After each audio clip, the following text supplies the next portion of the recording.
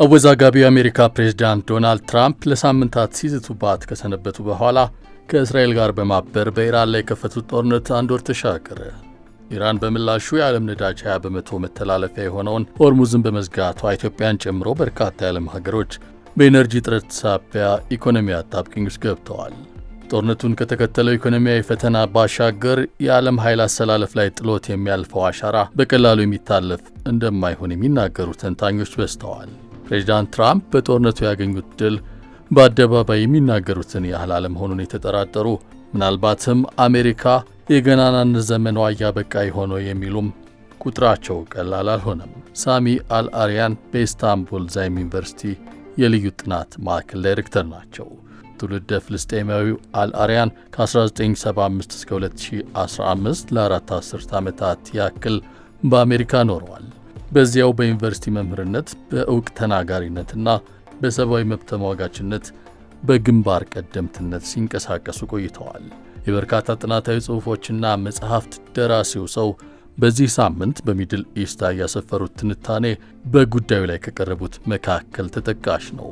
አጥኚው ያቀረቡትን ዘለግ ያለ መጣጥፍ ለዛሬው ልዩ ኸበር እንዲስማማ አድርገን አቅርበነዋል።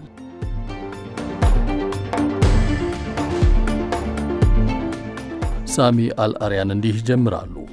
ኢምፓየሮች የሚዳከሙት ወታደራዊ ግስጋሴያቸው ከፖለቲካዊ ስልታቸው በላይ ሲገዝፍ፣ የምጣኔ ሀብት መሠረታቸው ሲናጋና በቁጥጥራቸው ስር ለመዋል የሚፈልጓቸው ማኅበረሰቦች የሚደርስባቸውን ጫና ተቋቁሞ ረዥም ጊዜ መቆየት ሲችሉ ነው። እንደ አውሮፓውያን አቆጣጠር በ1956 የስዊዝ ቦይ ብሔራዊ መደረግ ለብሪታንያ ኢምፓየር የጥፋት ነጥብ ሆኖ አልፏል። በወቅቱ የተከሰተው ቀውስ የብሪታንያን የፋይናንስ ተጋላጭነት ፍንጭ የሰጠ ነበር። የአሜሪካ መንግሥት ያሳደረው ጫና በፓውንድ ስተርሊንግ የመገበያያ ዋጋ ላይ መዳከምን አስከትሏል።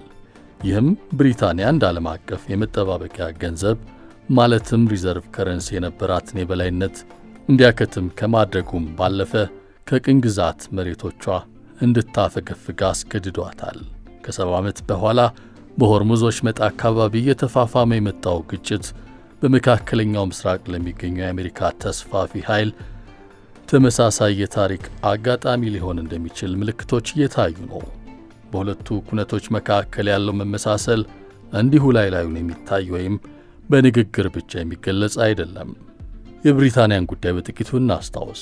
የግብፁ ፕሬዝዳንት ጀማል አብዱልናስር በሐምሌ ወር 1956 የስዊዝ ቦይን ብሔራዊ ሲያደርጉ የግብፅን ሉዓላዊነት ከማወጅ ያለፈ ትርጉም ነበረው።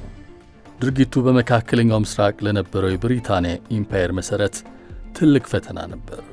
ቦዩ የንግድ መስመር ብቻ ሳይሆን ብሪታንያን ከተቀሩት ቅኝ ግዛቶቿ ጋር የሚያገናኛት ገመድና የኢምፓየሯ ክብር መገለጫ ተደርጎም ይታይ ነበር።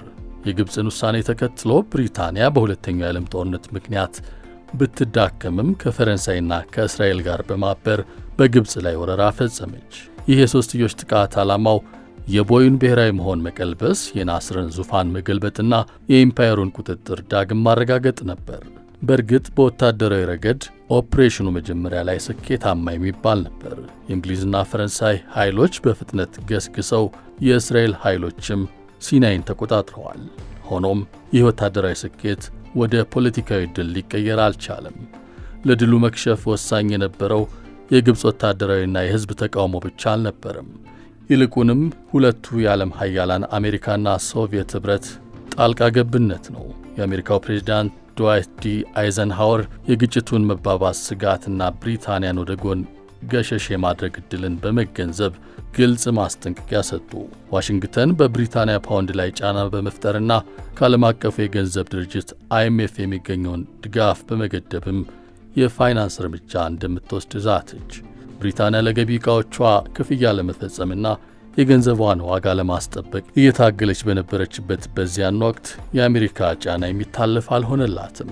በዚህም ምክንያት ብሪታንያ ውርደት የተሞላበት ማፈግፈግ እንድታደርግ ተገደደች። ወረራውም ከሸፈ። ከዚህ በኋላ የብሪታንያ ኢምፓየር እንዳልነበረ ሆነ። እንደ አውሮፓውያን አቆጣጠር በ1956 የነበረው የብሪታንያ ኢምፓየርና የዛሬው አሜሪካ በየቀጠናው ካሉ ኃይሎች አንጻር እጅግ የላቀ ወታደራዊ የበላይነት ቢኖራቸውም ሁለቱም ግን መሠረታዊ በሆኑ መዋቅራዊ ድክመቶች ተተብትበዋል።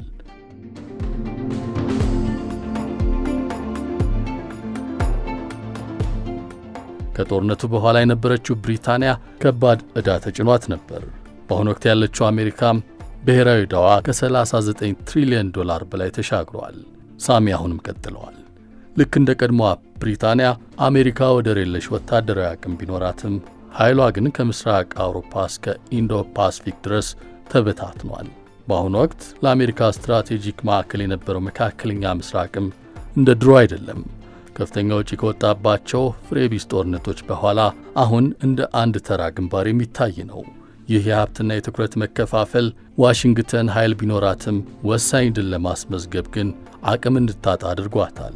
ቀደም ሲል በአረብ ብሔርተኝነት ጎራ የሚመደቡት እንደ ኢራቅ፣ ሶሪያ፣ የመን፣ ሱዳንና ሊቢያ ያሉ ሀገሮችም በራሷ በአሜሪካ ፖሊሲ ምክንያት ለውድመትና አለመረጋጋት ተጋልጠዋል። በእርግጥ የዛሬው ሁኔታ ከ1956ቱ ቢለይም የኤምፓየሮች ውድቀት አብዛኛውን ጊዜ በአዲስ ኃይል መተካት ይታጀባል። በዚህም ዓለም ወደ ተበታተነና ዘርፈ ብዙ የኃይል ማዕከላት እየተሸጋገረች ትገኛለች። ከእንግዲህ አሜሪካን በብቸኝነት የሚተካ አንድ ወጥ ኃይል አይኖርም። ከአሜሪካ ጋር የተፋጠጠችው ኢራን ለወቅታዊ ግጭት ግልጽ የሆኑ ቅድመ ሁኔታዎችን አስቀምጣለች። የአሜሪካና የእስራኤል ጥቃት እንዲቆም ከመጠየቅ ባለፈ በአካባቢው ያሉ የአሜሪካ ቤዞች እንዲዘጉ፣ ማዕቀቦች እንዲነሱና በጋዛ፣ ሊባኖስ፣ የመንና ሶሪያ ያሉ ጦርነቶች እንዲያበቁ የሚሉም አካታለች።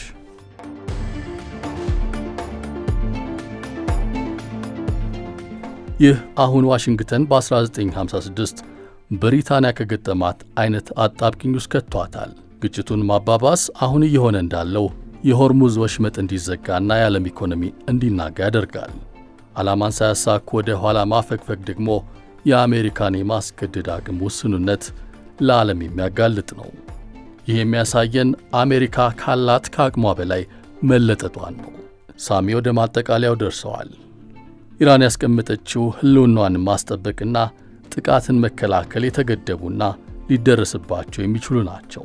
የአሜሪካና እስራኤል ዓላማ የኢራንን መንግሥትና ቀጠናዊ ሥርዓቱን መለወጥ በመሆኑ እንዲህ አይነቱ ግዙፍ ዓላማ ያላቸው ወገኖች ለሽንፈት የመጋለጥ ዕድላቸውን ያሰፈዋል። ይህን ተከትሎ ሊፈጠር የሚችለው ነገር የአሜሪካ የበላይነት መዳከም፣ ቀጠናዊ ኃይሎች የራሳቸውን ነጻነት እንዲያውጁ ዕድል የሚፈጥር ነው።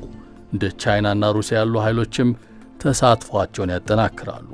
የአሜሪካ የበላይነት መላላት ለእስራኤል ያለውን ስትራቴጂካዊ ዋጋ ይቀንሰዋል። የእስራኤል ወታደራዊ የበላይነት ለረዥም ጊዜ በአሜሪካ ያልተገደበ ድጋፍ ላይ የተመሠረተ በመሆኑ ነገሩ አጠራጣሪ የሆነ ሲመጣ የኃይሏ መሠረት መናጋት ይጀምራል።